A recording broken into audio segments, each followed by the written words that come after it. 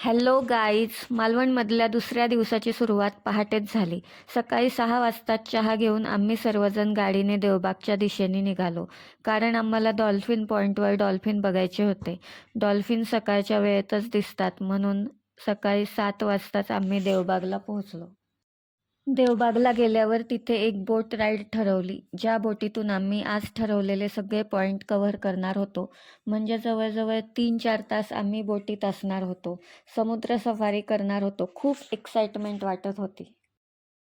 आमची ही प्रायव्हेट बोट आम्हाला समुद्र सफारीला नेण्यासाठी तयार झाली होती.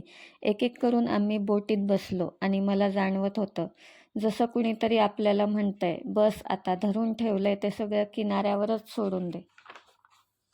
समुद्र शांत होता, पण आत काहीतरी हलायला लागलं होतं. आजचा दिवस फक्त पाहायचा नव्हता, तर तो अनुभवायचा होता. जसा जसा किनारा दिसेनासा झाला आणि सगळीकडे फक्त पाणीच पाणी दिसू लागलं, समुद्रच समुद्र दिसू लागला, तसं आतून थोडीशी भीती वाटली आधी, पण हळूहळू सेट झाल्यासारखं वाटू लागलं. ह्या बोटिंगमध्ये आम्ही जे पॉईंट कव्हर करणार आहोत त्यात Devbag Sangam point, dolphin point, Nivati rock, golden rock, lighthouse, Nivati beach, crocodile point, Bhogwe beach, Sangam beach, mini Kerala, tsunami island, हे सगळेच्या सगळे पॉईंट. देवबाग संगम बघून आम्ही डॉल्फिन पॉईंटला पोहोचलो. इथे कुठेही फलक नाही असं सांगायला की हा डॉल्फिन पॉईंट आहे. फक्त शांत पाणी आणि थोडं थांबायला शिकलेले डोळे. नीट बघितलं तरच डॉल्फिन दिसतात असं वाटतं. इथं आनंद अचानक उडी मारून समोर येतो. आधी पाण्यात हलकीशी रेषा, मग क्षणभर पाण्यात येणारी पाठ आणि लगेच पुन्हा ते त्या अथांगतेत मिसळून जातात.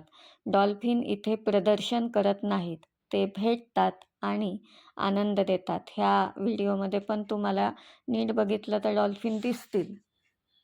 इथे आनंद आवाज करत नाही, तो पाण्यावर क्षणभर उमटतो आणि मनात कायमचा राहतो.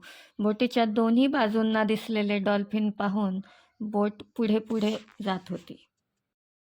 डॉल्फिन बघून पहाटेच उठून आल्याचं सार्थक झाल्यासारखं वाटलं.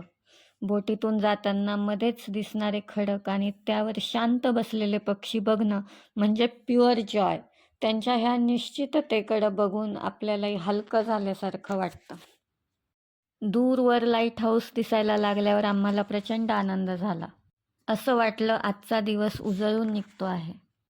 निवती रॉक्स पॉईंट बघितल्यावर क्षणभर वाटतं, हे बाली आहे की थायलंड? पण नाही, हे परदेशी पोस्टकार्ड नाही, हे आपलं कोकण आहे.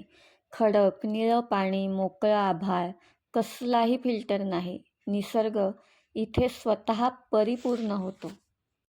निवतीच्या त्या भव्य खडकांच्या मध्ये आमची बोट हळूहळू आत शिरत होती. दोन्ही बाजूंनी उंच खडक, जणू हजारो वर्षांचे साक्षीदार. त्या अरुंद जागेतून जाताना समुद्रही जरा शांत झाला होता. आवाज कमी आणि जाणीवा जास्त. क्षणभर असं वाटलं, जणू निसर्गाने आपल्याला थांबवून क्षणभर हळूच जवळ घेतलंय. परत फिरायची गरजच नाही, कारण इथं भीती नाही, इथं फक्त विश्वास आहे.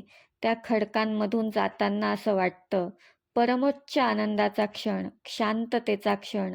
आपले डोळे दिपून जातात, मन त्या निसर्गाशी एकरूप होतं. असं वाटतं हा क्षण म्हणजे आयुष्य बदलवून टाकणारा क्षण आहे. त्या खडकांमधून बाहेर पडतानाचा क्षण तर शब्दात पकडता येत नाही. जसं काहीतरी आतलं मागे उरलं आहे आणि आपण थोडे वेगळे, थोडे नवे झालो आहोत. तो प्रवास काही सेकंदाचा होता, पण त्याने आयुष्याकडे पाहण्याची दृष्टीच बदलून टाकली. मला एकदम तो जिंदगी ना मिलेगी दोबारावाला फील आला. कधी कधी निसर्ग आपल्याला उपदेश करत नाही, तो फक्त अनुभव देतो आणि ते अनुभवच आपल्याला घडवतात. समुद्रात असताना लाईट हाऊस दिसणं म्हणजे आपण हरवलेलो नाहीत हे कळणं. काही गोष्टी आयुष्यात तशाच असतात, खूप बोलत नाहीत, पण योग्य दिशेची आठवण करून देतात. अरबी समुद्रात जाणाऱ्या बोटींसाठी हे लाईट हाऊस वर्षानुवर्षे दिशा दाखवत आले. रात्री अंधारात, धुक्यात, वादळात हाच प्रकाश खलाशांचा आधार असतो. इथून संपूर्ण समुद्रपट दिसतो.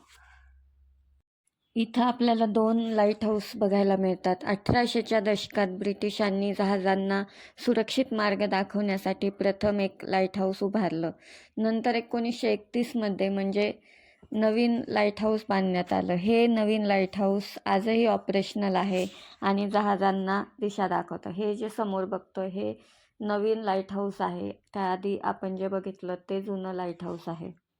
बोट अगदी लाईट हाऊसच्या भोवती आहे. जवळून पाहिलं की कळतं हे फक्त उंच बांधकाम नाही, हे वेळेला तोंड देत उभं राहिलेलं धैर्य आहे.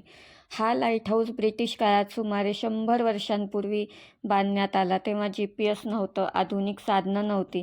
फक्त समुद्र, अंधार आणि या एका प्रकाशावर अवलंबून असलेली जहाजं. वादळं, पाऊस, प्रचंड लाटा सगळं सहन करून हा प्रकाश रोज पेटत राहिला. कोणासाठी तरी घरी पोहोचण्याची आशा बनून. इथे थांबून जाणवतं काही गोष्टी आयुष्यात मोठ्या आवाजात नाही, पण सातत्याने उजळून राहून आपलं काम करत असतात. इथं ह्या पॉइंटला खडकांच्या मधून अचानक पाण्याचा फवारा वर उडतो. आम्ही काही वेळ ते मॅजिक बघण्यासाठी थांबलो. फक्त समुद्राचा आवाज आणि त्या क्षणाची वाट. निसर्ग इथे वेळ सांगत नाही, तो फक्त म्हणतो थांबा, पहा आणि अनुभवा.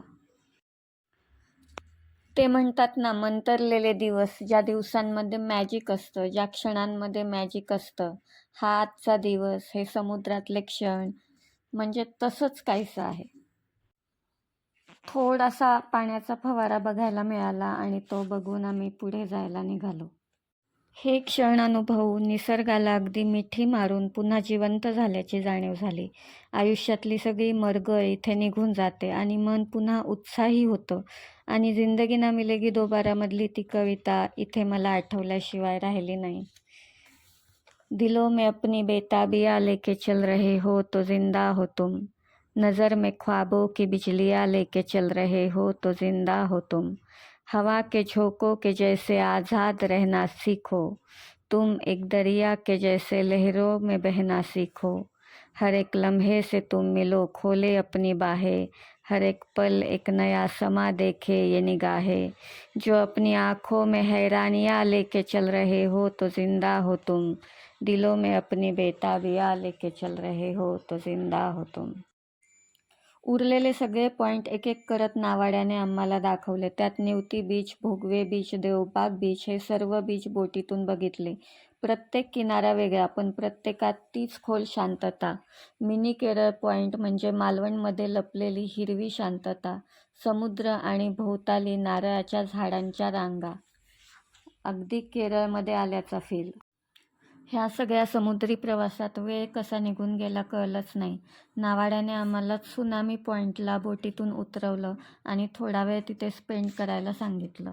3-3.5 तास उलटून गेले होते. डॉल्फिन बघण्याच्या गडबडीत आम्ही नाश्ता न करताच निघालो होतो. आता बोटीतून उतरल्यावर भूक लागल्याची जाणीव झाली. मग इथे घावणे आणि चटणी खाल्ली, उकडीचे मोदक खाल्ले.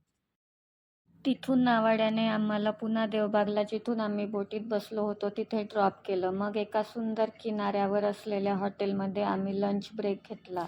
लंच झाल्यानंतर आम्ही तारकर्ली बीचकडे निघालो. तारकर्ली बीचवर थोडा टाईम स्पेंड करून मग आम्ही मालवणला रूमवर. ही आमची रूम आहे, होमस्टे, जिथं आम्ही थांबलो होतो. अतिशय सुंदर, मालवण बीच जवळच अगदी वॉकेबल डिस्टन्सवर हे आहे, नितीश होमस्टे म्हणून. दुपारी थोडा वेळ रूमवर विसावलो आणि संध्याकाळी मालवण बीचवर राजगडला छत्रपती शिवाजी महाराजांचा तो भव्य पुतळा बघितला. आय थिंक आयडियल संध्याकाळ. मागे शांत समुद्र आणि डोळ्यांसमोर तो काठावर उभा असलेला भव्य पुतळा.